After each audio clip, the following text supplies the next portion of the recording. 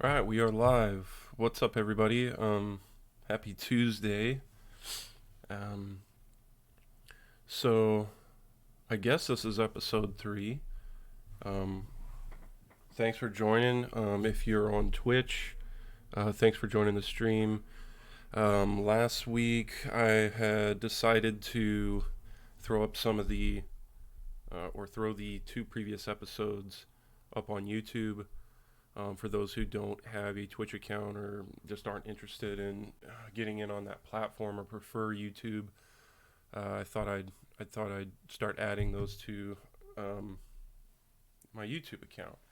So I noticed it's beginning a few views are trickling in, so that's positive. I appreciate any of the support.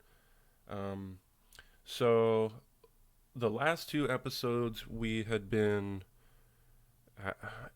uh, talking about team building, sort of going over the positional voids as I've got up on the screen right now. We talked about offensive voids, defensive voids, and now, as of today, we're in late February. The combine has opened up. They're starting to get measurements of players. They're starting to get um, initial interviews done and scheduled. Um, let's see what else has happened since we last spoke. The Greg Olsen deal went through. So for those of you that for some reason are living under a rock, no, I'm just joking. But if you haven't heard, Greg Olsen has signed to a 1-year deal worth $7 million. So that shores up our tight end room. Um, I would say pretty decently in terms of the skill set that he provides, the experience and the character. Everybody so far has just raved about. Um, I mean, I guess his reputation precedes him, right? In terms of character, production. Um, I kind of wonder about his durability moving forward. If the tight end room can stay healthy, Disley Olsen and what I'm assuming is going to be rounded out by Jacob Hollister by the time tenders are offered. Um, if those guys can stay healthy, I think that's going to be a really cool tight end room. Um, so our overall cap space update after that signing, we're around $43 million of free spend. Um, this episode is going to be more about some of the recap of John Schneider and Pete Carroll's press conferences from today, like some takeaways from what they said, and then mentioning some key dates and kind of how those key dates help the team schedule like priority, right, and how they're able to sort of a lot of things shift between now and the draft, and depending on how each step goes, they sort of shift the priority in terms of positional need. um, a lot of things happen, so we'll kind of delve into key dates, but again, there's not really, like I said in the last couple episodes, there's not really a set structure to these things. Being on a live chat, I'm not going to do a bunch of heavy editing. I'm going to try and avoid editing all in all if need be. So we're just kind of roll off the cuff. I've taken some notes. I've watched the press conferences. So if it seems like I'm reading notes and that's boring, I apologize. But I just wanted to make sure I got everything um, that I thought was relevant or interesting covered. And so the thing, I guess we'll start with John Schneider's presser. One thing that I always like about John Schneider's pressers, um, around this time of year, like for the combine, is because it's this is just my opinion, right? Because he's so focused on not spilling anything in regards to what his takes are on college players or the draft class. It certainly seems like he's willing to open up more about the general direction of the guys that are already on the team.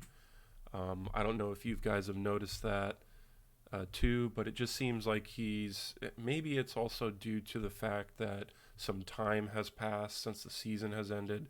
So they've had time to kind of step back, take a break for a week, come back to it. They're not in the middle of this monotonous weekly media routine. So they're kind of able to have some more thoughtful answers to the questions at these press conferences around the combine. So I always think they're interesting, and I always seem to get more nuggets, or I'm able to parse more, um, at least from John Schneider during this time of the year. And you can you can also tell he's he's got a scout's background based on the way he opens up every press conference around the draft and the combine. He always opens by thanking all his personnel guys. He mentions them by name today. He even thanked the families of those people because he knows firsthand what it's like, going back to his days as a road scout, right, where you're getting paid a third of what the other guys in the personnel room or staff is making, and you're working three times as hard, and then working up that ladder, and all that entails in just working for an NFL team that truly is year round, right? So I'm always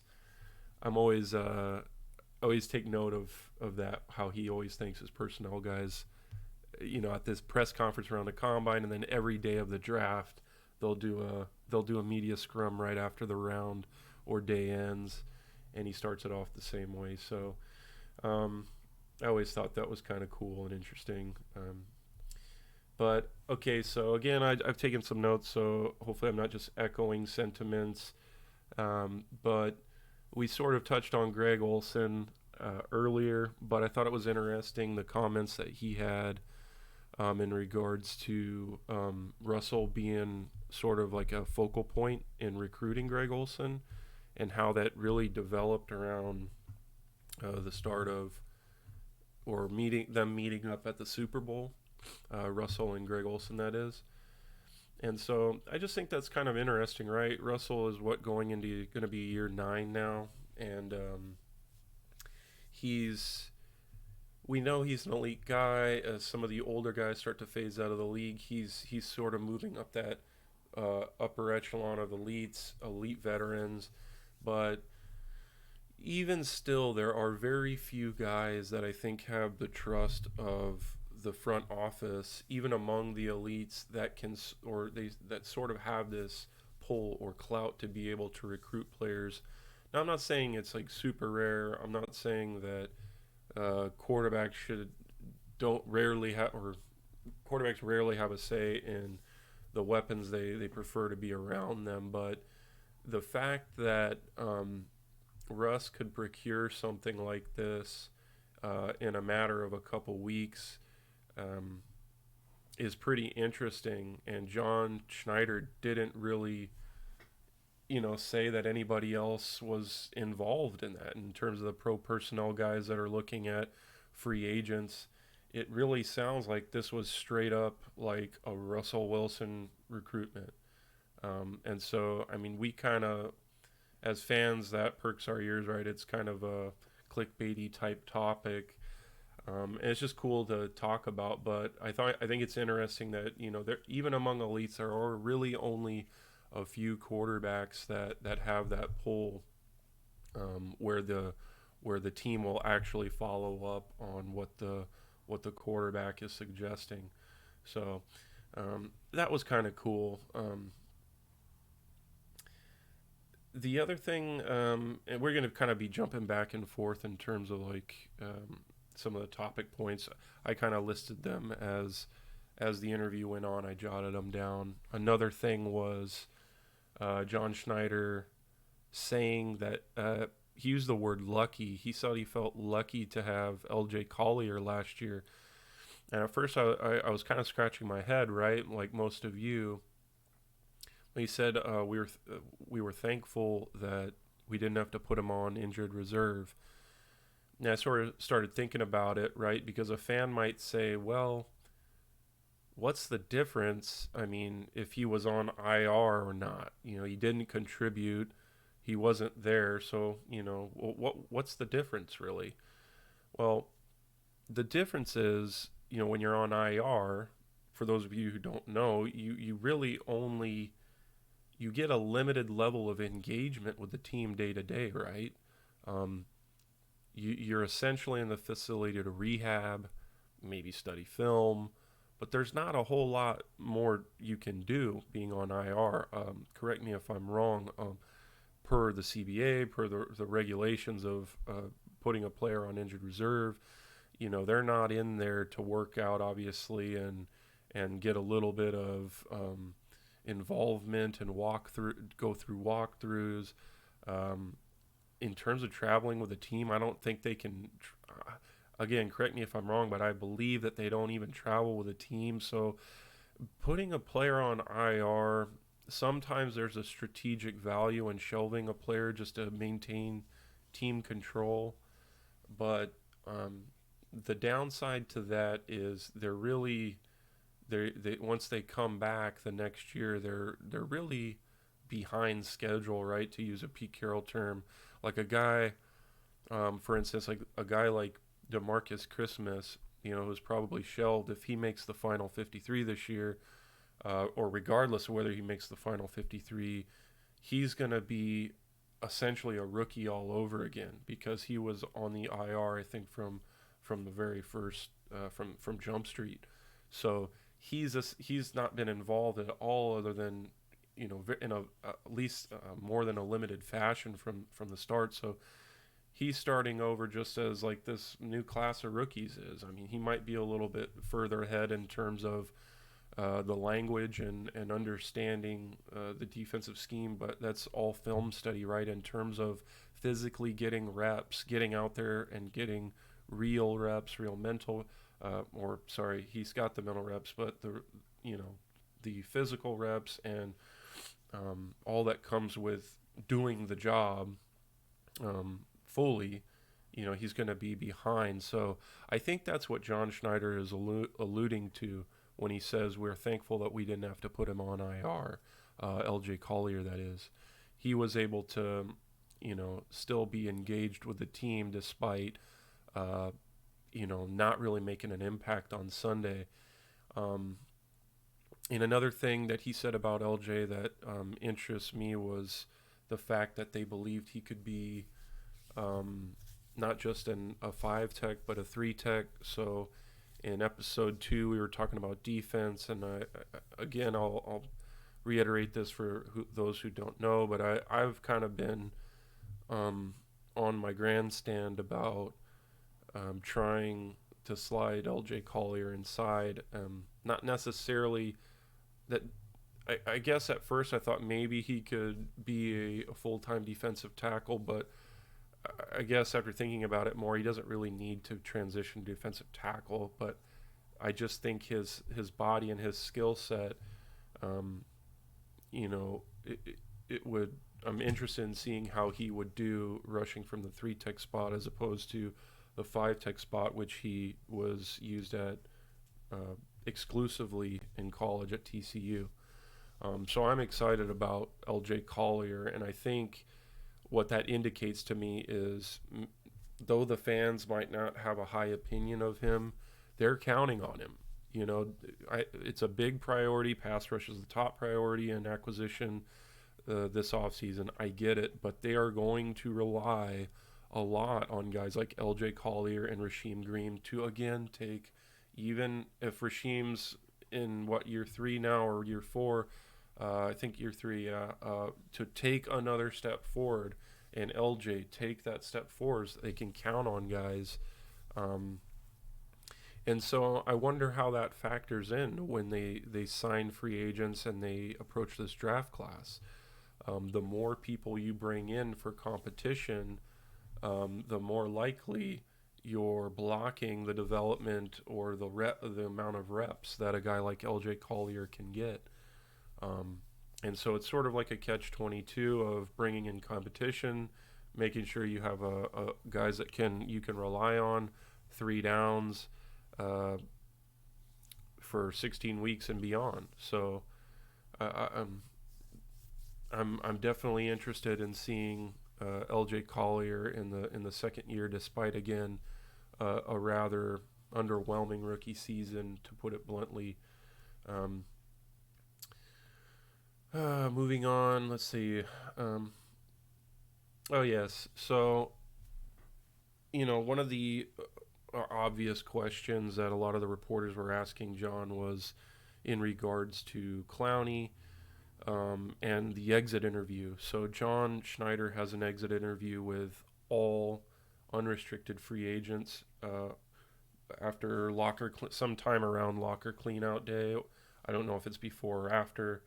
Um, but the point I was sort of listening to the way he was talking about their conversation, um, and I don't I can't say for sure. I guess we'll find out when free agency starts. But I just have this hunch that the only big fish defensive end they're really pursuing is Jadeveon Clowney. Now we've talked about all the big names. Yannick over in Jacksonville. We've talked about Chris Jones. We've talked about Eric Armstead. We've talked about um, and guys down the tier list, right? All these different names. Um, but I really think for a few different reasons, they can really only focus on going after um, what's Jadeveon Clowney. Um, Part of that has to do with the schedule of the key dates, and I'll get into that. I'll explain.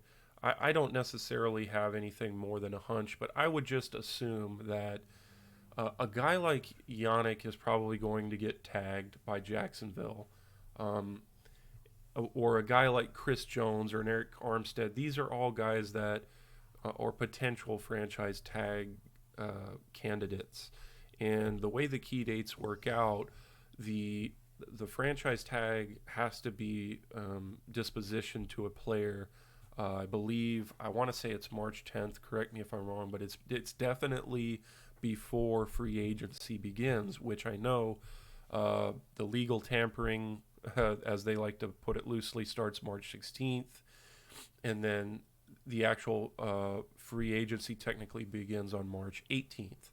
So I know that you have to have those tags dispositioned before even the legal tampering phase. So Seattle's going to know whether or not a Yannick, a Chris Jones, all the other big fish names, they're going to know if those guys are unavailable via the franchise tag, or if they sign an extension with their team between now and then.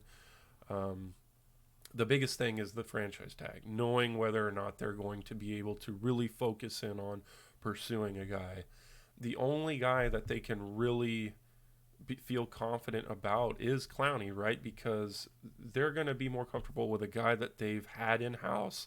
They know intimately his work ethic. They know how he fits in the locker room. They know specifically how he fits in their defense.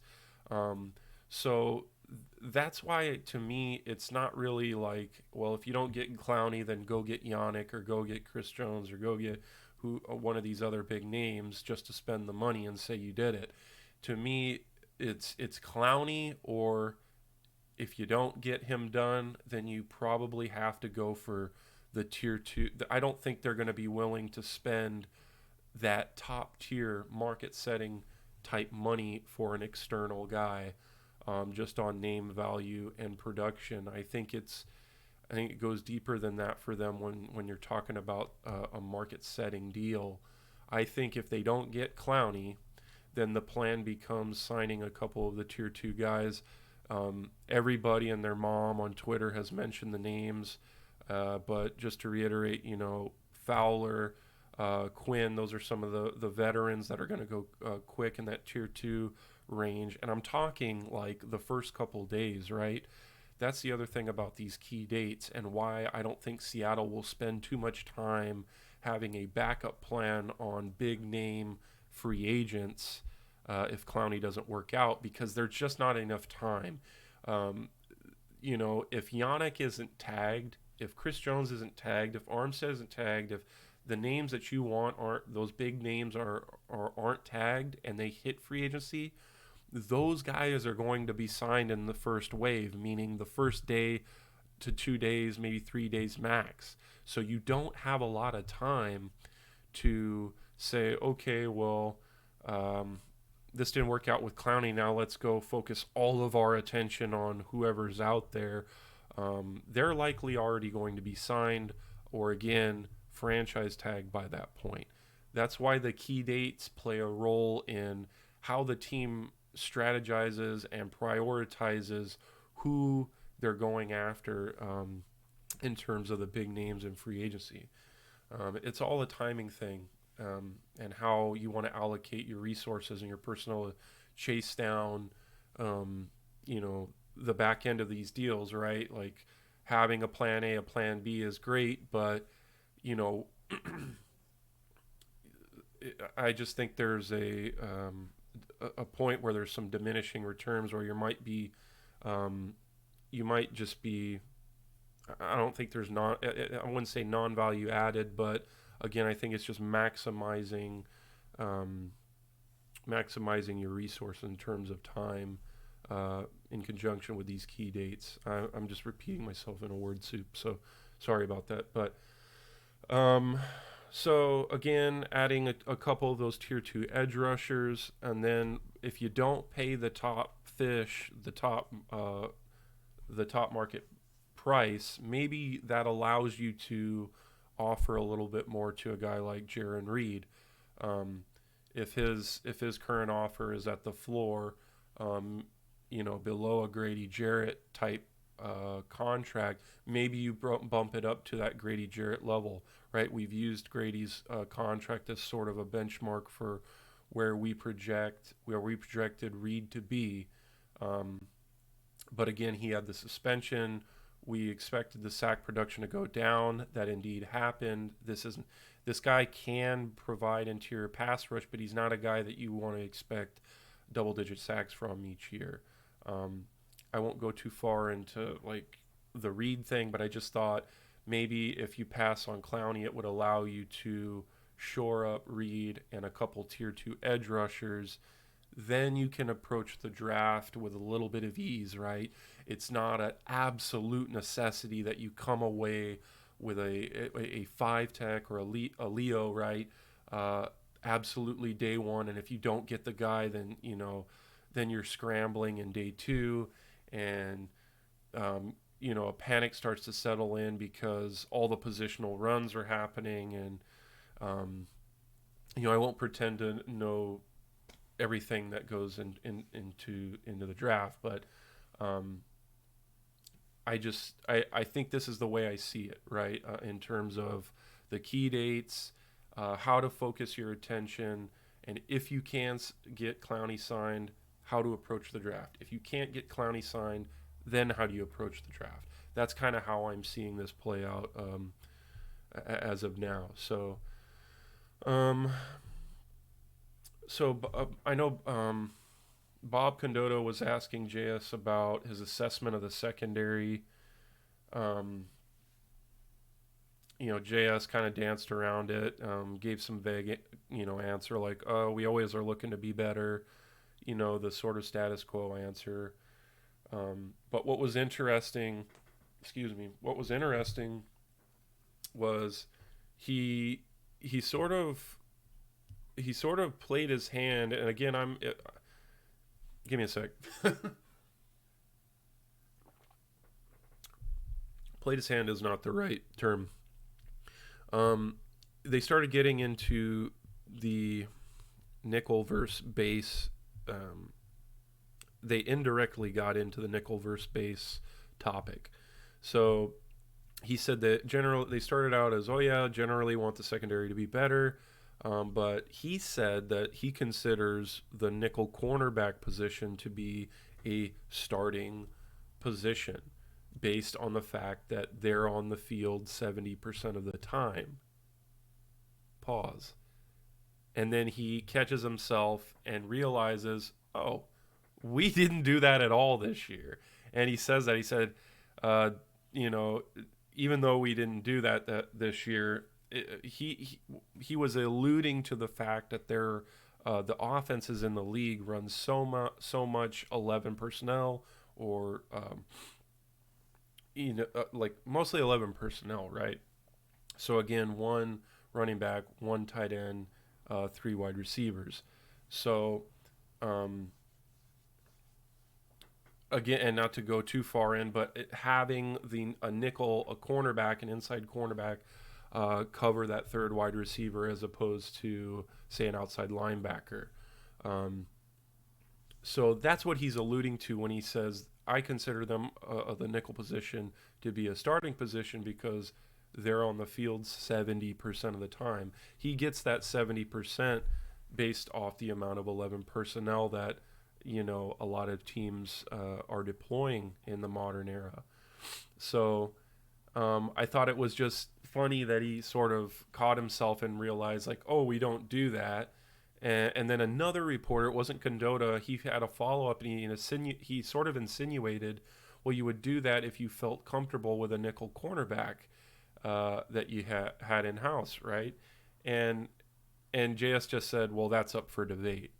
So what this tells me, and again, I might just be way off base here, but I'm guessing that, like many NFL staffs, there's probably disagreements internally about how much base defense Seattle ran last year versus the amount of nickel they probably should have been running.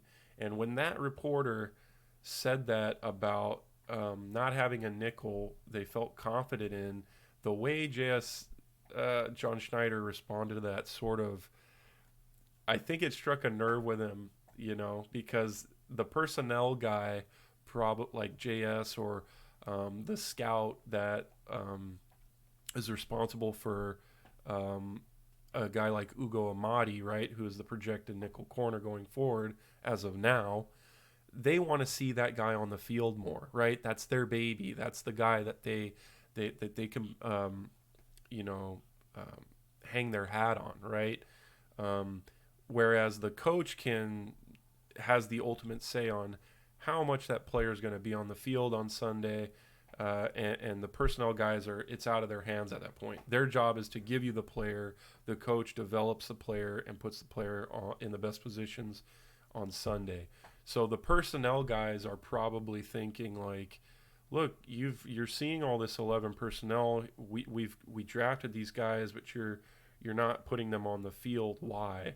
And so I'm assuming that there is it's just an assumption, it's just speculation, but I think there's probably a disconnect on how much base they ran last year versus nickel, and I'm going to be curious about how they approach that next year, because I don't see this offense or the offensive trends of the league. I don't see them changing, reverting back to any old school type of era where you're using a lot more heavy personnel packages or two back sets. I just don't see that happening. So yeah, it'll be interesting to see going forward, but I thought that was interesting. And then another thing on JS's presser that was interesting was towards the end he was talking about how many names that he had on the draft board this year, and he said they started with about 150 names, and he said that would decrease around 120 or 125 or so. I'm assuming that's likely from fallout. Between now and the draft, there's going to be some fallout on a few guys from follow-up interviews that don't go well, background checks that don't pass, medical checks that don't pass. Things transpire between now and the draft, and you're just going to, consolidate, or not consolidate, but you're gonna hone in on those names. It's gonna shorten.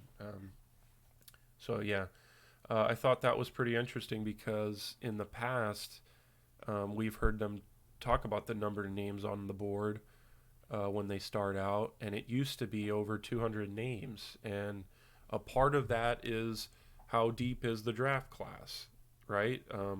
But I think more so than that, it's that the Seahawks over the last couple of years seem to be more strict or stringent upon what makes a college player a potential Seattle Seahawk.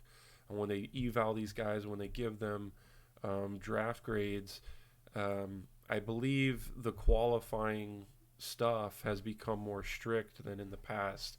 And we've spoke about all of that in the past with cases like Malik McDowell, and before then, we to me it seems like the number of names has generally decreased because again they're being more tight about the people or the players that they consider quality pro prospects. So I thought that was kind of interesting. It was John's presser was a little bit more enlightening than Pete's. The questions for Pete were more reflective upon last season. They asked him about a few injuries. They asked him what he thought was the priority going into this offseason. He named the obvious, prioritizing pass rush in regards to what needs to change on the defense. They asked him about NFC West opponents and how this division that we're playing in has all of a sudden become one of the best in the league, if not the best.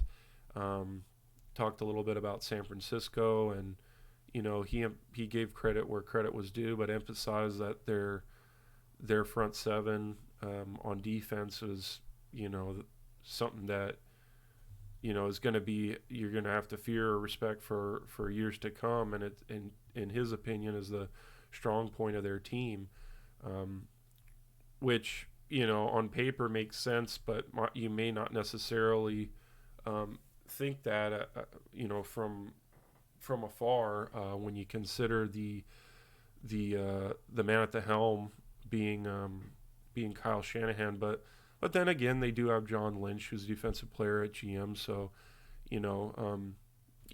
Pete was contributing that to their rise to just being able to draft well. A lot of their guys are great internal gets that have finally developed, and they've been sort of stacking these draft classes for a few years now, and now we're seeing the culmination of that. So. The NFC West and San Fran in particular, I think, are going to be around for a while, or competitive for a while, and that makes the rivalries better. It's cool to womp on your division here and there, but really, when you talk about storybook games, legendary finishes, and these, I don't know what I'm trying to say other than when the rivalry was great with San Francisco before, it wasn't just because Harbaugh was hateable and there was this Pete Carroll versus Harbaugh thing. It was because the team was good. It was because the teams were great. That 2013 conference championship game, they were the two best teams in the NFL.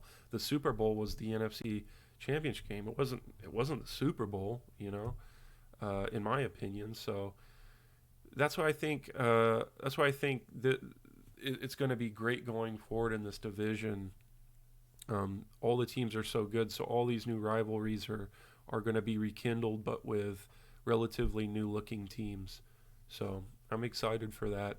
And again, the one thing about people were trying to get information on injuries.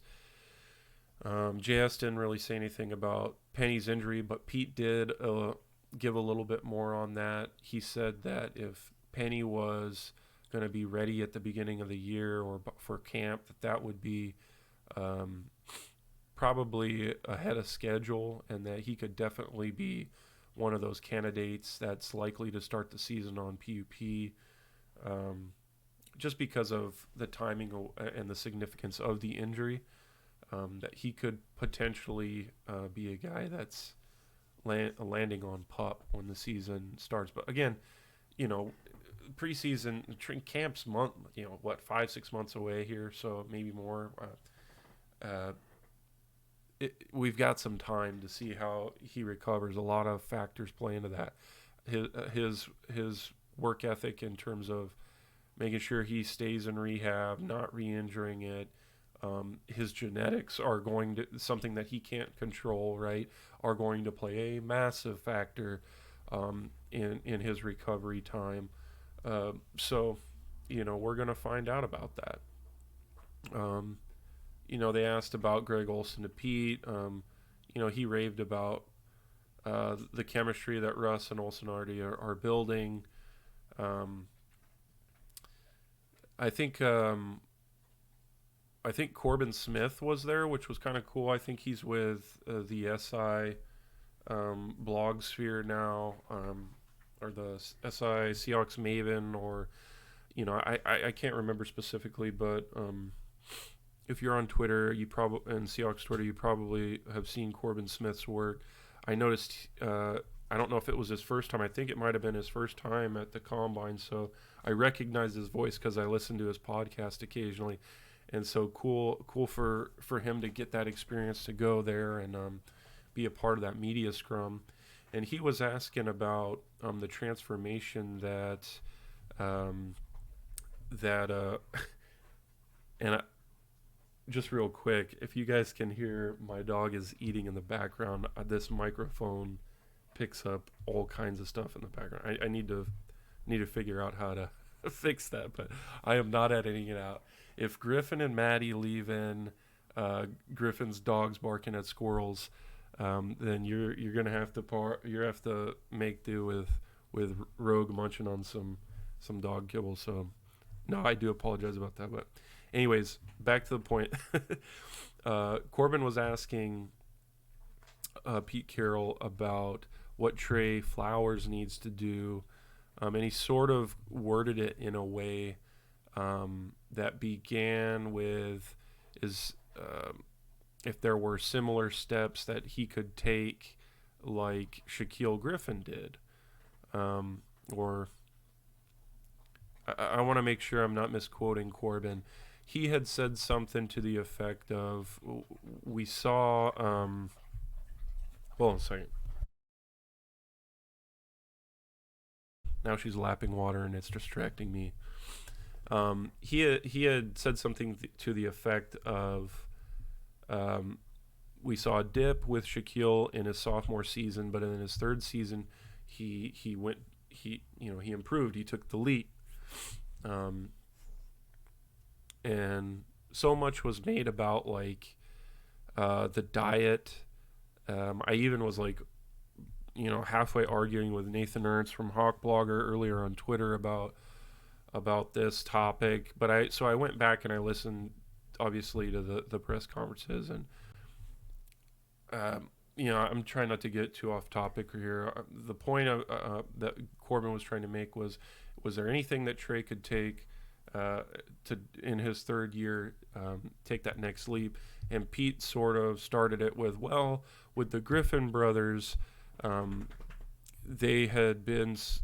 could have potentially been distractions because they were like these pseudo celebrities, not full blown celebrities around the draft time, right? Their story was really awesome.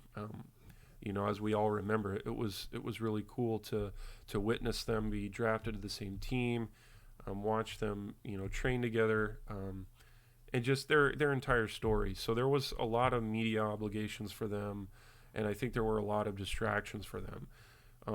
And Pete, much was made about the diet, but I think, and that was great, right? But Pete was really more alluding to the fact that after things calmed down from Shaquem getting drafted, both brothers were able to sort of refocus their attention, and then that led to them focusing on things like the lifestyle change, the diet change, and just focusing on becoming a professional. And what he said about Trey Flowers was it's a little bit different, and that the thing that Trey's going to have in his back pocket is the 2 years of starting experience. Not to say that there isn't room for a young guy to make changes to his lifestyle, but I think on Twitter there was some misconception about Trey Flowers not taking his conditioning seriously, and I didn't check the press conference earlier. I just went off the tweets, and I realized like a lot of tweets there when you're quoting or taking one quote from Twitter and then jumping to a conclusion, things can be out of context. So, um, you know, when Nate and I were talking about Trey's diet, I don't think that's actually something that Pete was saying was an issue. Um, and I think Trey's going to be fine, even if he isn't this superstar. I think they're comfortable with the experience that he's had and him being able to take a leap in year three. Um, I think the focus in the secondary is really going to be about finding a long-term solution for a nickel spot, whether that be Ugo Amadi, whether you make a trade similar to how you did in the past about Justin Coleman, or with Justin Coleman. I know that's a lot to just assume you can replicate, but I think that's their approach on that. And then once you have that established, you're probably more comfortable running more nickel defense as opposed to base defense. I think he's gonna slot right back in at right cornerback. I don't think there's any real true smoke to the Darius Slay thing. I think that's going to come, or that's all but gone away, right? I don't think there's any fire there with that rumor. So let's see.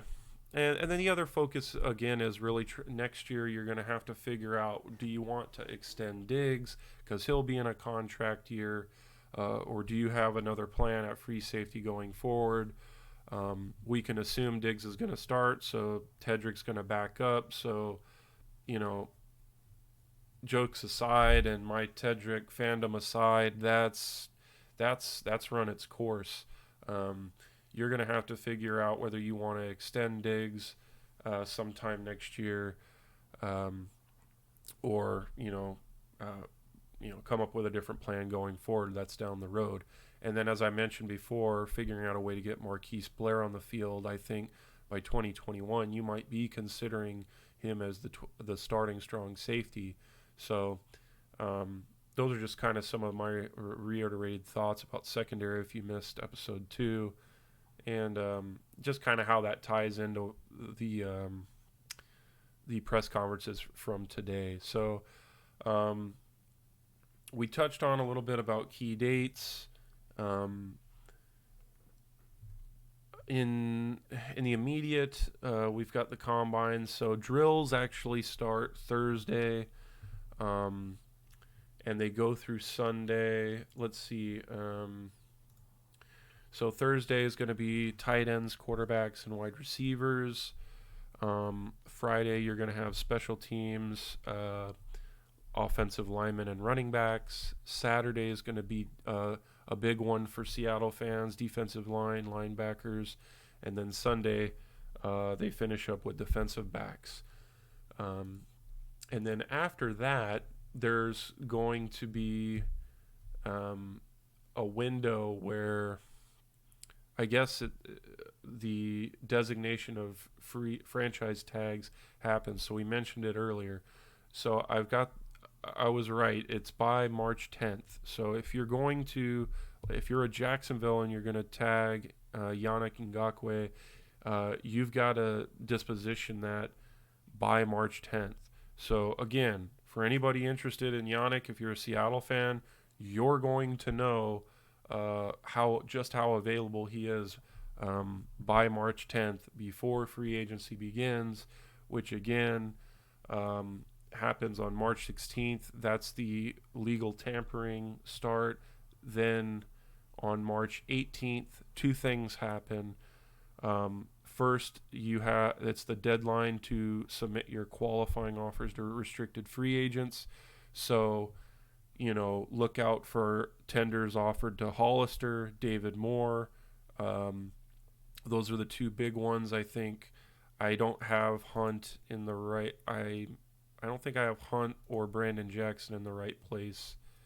I think they need to be over here. I think those are your actual restricted free agents. I expect them to tender more in Hollister in terms of exclusive rights guys. I would definitely like to see Malik Turner back. I would like to see Jordan Ruse back.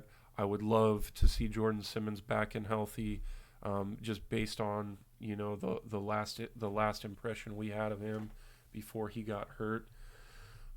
So those are some of the guys I would like to see tendered and offered at that March 18th date, which, by the way, from today, the 25th of February, is 3 weeks out. So we're really, really close to a lot of news starting to flow in.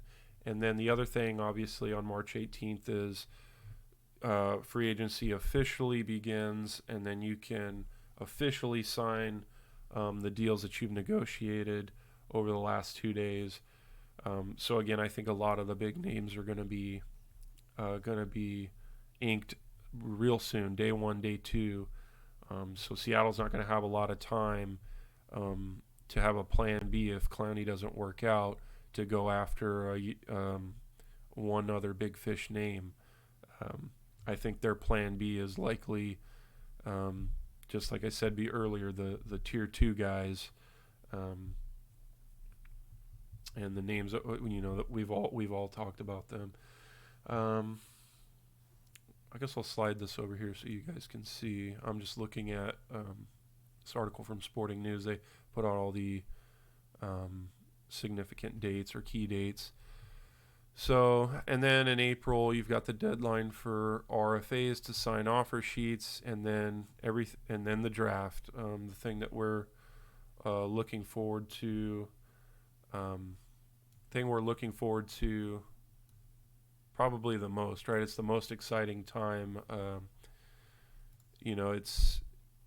It's how we know as Seattle fans we're going to build sustainable success, not by overspending in external free agency, but through building our building through the draft. And then all the others are kind of white noise up until like camp and all that. So one new thing here is on April 27th, teams can begin contacting and trying out XFL players. So I was wondering if there was going to be any link between the XFL and NFL. I knew they weren't working as a minor league system officially, but I did wonder about like the NFL poaching some of these players. So that's cool. That's cool that they now have an official date where just another thing in NFL news, right? NFL offseason. There's another week of something to talk about. So potential XFL guys getting that call back to the league or for the first time to the league. Exciting times for those guys. So there's a lot to look forward to. I think the next episode I'm going to really start getting into evaluations with college prospects now that the college season is over.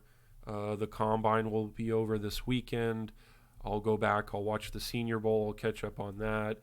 I'll start putting together these combine numbers and really start to put a short list of names at all the positions. For me, I used to try and engulf as much film and information about as many prospects as possible. As of the last couple of years, my whole thing has really been more so just trying to identify like top 100 players or guys that I think would be day 1 or day 2 talents, and not necessarily focusing so much time on guys that I think are day 3 and beyond, because at that point, draftniks recognize all those guys' names, but mostly everybody else doesn't, and even the draftniks are going to be surprised at there's always guys like last year with Charles Omenihu, guys where they just slip and you have absolutely no idea how they didn't go 2-3 rounds earlier. But day 3 is just, if you think the draft is a crapshoot, round 3 is an epitome of that. It is just, you have absolutely no clue of who's going where, whereas the first 2 days have at least a little bit more predictability in terms of the names, even if we don't get the sequencing right. Nobody, or it rarely happens that anybody gets the sequencing right with their mocks, but we know the names, right? So I've just tried to consolidate it to like a top 100 because, and again, at the end of the day, the Seahawks only have, about 100 guys on their board. So as a guy that does this as a hobby, I'm not, as a guy that does this as a hobby, I'm not going to spend as much time as some of the hardcore guys do, trying to find out every single detail and watch 5 different games and get all these interviews done of day 3 and unrestricted free agent types.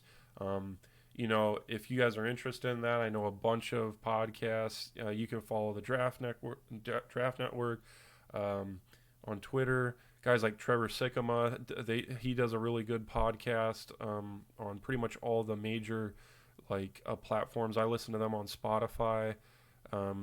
You could probably find him, Trevor Sikkema, on Twitter.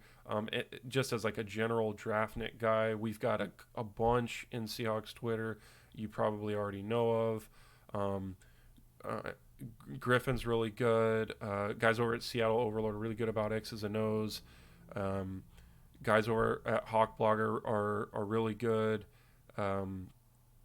We're friends with everybody. So, I think despite Twitter beefs and stuff like that, I think, I don't have any qualms with anybody. I really appreciate the work of like Rob Staten, Seahawks Draft Blog. In terms of the draft, I respect his work. So he's another guy that, has a lot of insight and has made a lot of good relationships in his time covering the draft. And so I respect his opinion. When he has a strong take about a certain player, my ears perk up a little bit, right? So those are a couple of names for you guys to kind of keep in mind. And then as well as myself, as we go forward and cover some of this, cover some of these underwear Olympics, man, the combine and the pro days and all that happens between now and the draft, man. It's fun times and it can be annoying times too. So yeah. So, well, I appreciate everybody who's joined in on the live stream. If you're watching this on YouTube, I appreciate the support. I'm open to feedback for sure on what you guys would like to hear. Again, I'm not going to do a full structured thing, but I'm thinking about doing some guests, some gaming with guests because we're on Twitch. Just doing casual conversations. Maybe do a Twitter questions segment for you guys that can't join live but can watch later, like on YouTube or listen on a later time. So yeah, it's just going to continue to develop, and again, I'm just trying a different platform with Twitch as opposed to some of the other stuff that's just audio, iTunes, or just YouTube. Trying to do my own thing. So again, I appreciate everybody's support, and we'll do something hopefully this weekend in regards to a couple college prospects. I'm excited, man. So again, thanks for tuning in, and we'll talk to you guys later.